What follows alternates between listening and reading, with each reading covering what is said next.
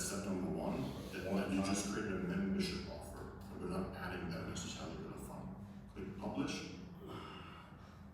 Right? I'm actually gonna choose a different product. An old product I have. Give this product to. Right. Don't give this product to any existing offer members. Yeah, whatever. I'm just gonna set up a different product so I hope it doesn't mess up anything with the funnel masterclass.